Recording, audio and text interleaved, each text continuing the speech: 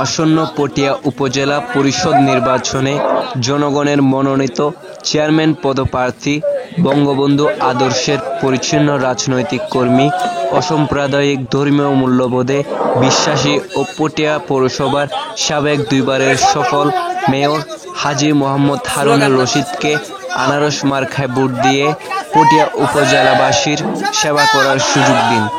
আমরা এই মুহূর্তে আছি শান্তিরহাট বাজারে আনারসের সমর্থন নিয়ে হারুনুর রশিদ ওনার বিষয়ে যিনি সমর্থন দিয়ে যাচ্ছে, এখানে নেতৃত্ব দিয়ে যাচ্ছেন শান্তিরহাট বাজারে যে জনাব টিপু ভাইয়ের সাথে কথা বলবো যে আনারসের বিষয়ে এই নির্বাচন পরিচালনা করে যাচ্ছে, এই অনেক শ্রম দিয়ে যাচ্ছে আনারসের জন্য। আমরা তার কাছ থেকে শুনবো আসলে। আসসালামু আলাইকুম ওয়া রাহমাতুল্লাহি ওয়া বারাকাতুহু। অধ্যাপক হারুনুর রশিদ চৌধুরী সাবেক মেয়র, পটিয়া উপজেলা বছরের মেয়রের ওনার দায়িত্বকালীন সময়ে ওনার বিরুদ্ধে কোনো দুর্নীতির অভিযোগ ছিল না। উনি পটিয়া পৌরসভা আওয়ামী লীগের প্রথম সদস্য হয়েছিলেন, এরপরে সহসভাপতি হয়েছিলেন, এরপরে পটিয়া পৌরসভার সভাপতির দায়িত্ব পালন করেছেন, এরপরে পটিয়া উপজেলা আওয়ামী লীগের সাধারণ সম্পাদকের দায়িত্ব পালন করছেন।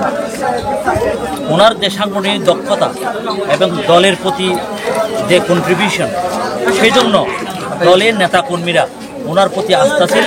ওনার পক্ষে তৃণমূলের নেতাকর্মীরা আজকে মাঠে নেমেছে, কারণ জননেত্রী শেখ হাসিনা যাতে একটা অবাধ, সুষ্ঠু, সুন্দর এবং উৎসবমুখর পরিবেশে একটা উপজেলা নির্বাচন, সেই নির্বাচনকে সার্থক এবং সফল করার জন্য দলমত নির্বিশেষে সবাই যাতে তার ইচ্ছা মতো পছন্দ অনুযায়ী ভোট দিতে পারে, তাদের পছন্দ অনুযায়ী যাতে প্রার্থীকে ভোট দিয়ে নির্বাচিত করতে পারে, সেই জন্য যে দলীয় প্রতীক এগুলো তুলে নিয়েছেন।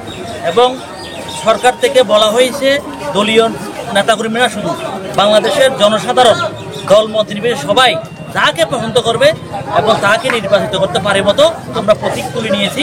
আমরা সাধারণ প্রতীক দিয়েছি। আমাদের প্রতীক হচ্ছে আনারস।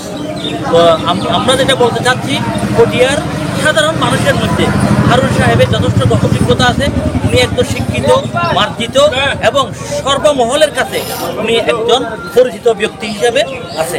বিগত 20 বছর ধরে উনি পটিয়ার বিভিন্ন ধর্মীয় প্রতিষ্ঠান বলেন, স্কুল, কলেজ, মাদ্রাসা এবং সামাজিক অনুষ্ঠানে উনি কন্ট্রিবিউশন করে আসতেছেন এবং সবার সাথে একটা সুসম্পর্ক রেখে দলীয় কাজও চালাচ্ছেন এবং সামাজিক কাজও করতেছেন। সেই জন্য আমরা আশা করতেছি আগামী 29 তারিখ পটিয়ার জনগণ সকল বাধা অতিক্রম করে, সকল ষড়যন্ত্র মোকাবেলা করে পটিয়ার জনগণ আনারস মার্কায় ম্যান্ডেট দিয়ে অধ্যাপক হারুনুর রশিদ চৌধুরীকে, মাননীয় প্রধানমন্ত্রীর যে ঘোষণা ছিল গ্রাম হবে শহর, এইটা তো আমরা অনলাইনের সময় দেখতে পেলাম। আবার পরে ঘোষণা আসলো যে স্মার্ট বাংলাদেশ। এইটা মাননীয় প্রধানমন্ত্রী যে কথা ঘোষণা দিয়েছিল বিগত নির্বাচনী ইস্তেহারে যে বাংলাদেশ হবে, বাংলাদেশের গ্রাম হবে শহর। আপনি এখন যে জায়গায় দাঁড়িয়ে কথা বলতেছেন, আমরা একটা আগে ছিল পিচ ডালের রাস্তা, এখন আমরা আরসিসি ডালের রাস্তার উপর দাঁড়িয়ে কথা বলতেছি। আপনি যদি এখানে কুসুমপুরের মধ্যে যদি আনাচে কানাচে ঢুকেন, আপনি দেখবেন কিলোমিটার জায়গা যেখানে আরসিসি করা হয়েছে। তো সেটা সহ আপনি যদি দেখেন আমাদের এখানে স্কুল বলেন, কলেজ বলেন, মাদ্রাসা বলেন, মসজিদ বলেন, প্রত্যেকটা জায়গার মধ্যে এই যে স্মার্টনেসের কথা বলতেছেন আপনি এটা দেখতে পাবেন না। বলে কেন?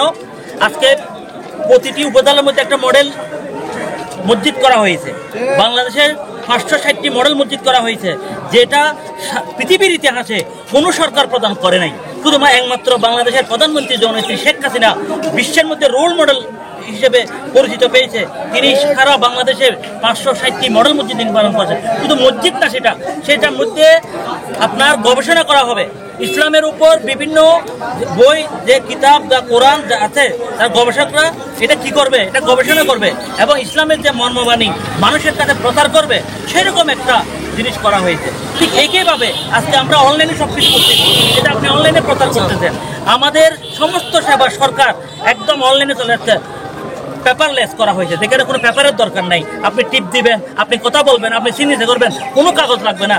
এটাই হচ্ছে স্মার্টনেস, এটাই হচ্ছে ডিজিটাল বাংলাদেশ। বাংলাদেশ সরকার সেটা শিক্ষাক্ষেত্রে বলেন, সামাজিক ক্ষেত্রে বলেন, রাজনৈতিক ক্ষেত্রে বলেন। আপনি দেখেন আমরা এবার যে মনোনয়ন পেপার সাবমিট করেছে সেখানে কোনো কানে হাতে লিখে কিছু দিতে হয় নাই, সবগুলো অনলাইনের মধ্যে দেওয়া হয়েছে, যেখানে একবার শনাক্ত পর্যন্ত করে অনলাইনের মধ্যে। এটা হচ্ছে স্মার্ট বাংলাদেশ।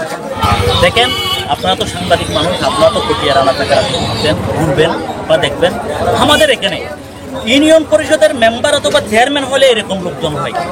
এখন মনে হচ্ছে এখন ইউনিয়ন পরিষদের নির্বাচন হচ্ছে, যেভাবে প্রতিটি পাড়া মহল্লায় প্রতিটি ঘর থেকে মানুষ আজকে এই নির্বাচনে অংশগ্রহণ করতেছে।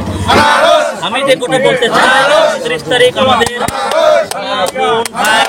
প্রতিটি পরিবার এই উৎসবমুখর পরিবেশে সাক্ষী হওয়ার জন্য সবাই যাতে ভোট কেন্দ্রে এসে তার নিজস্ব পছন্দ অনুযায়ী প্রার্থীকে ভোট দিয়ে এই ভোট উৎসবকে আরো সুন্দর এবং সাফল্য হতে পারে। জয় বাংলা, জয়।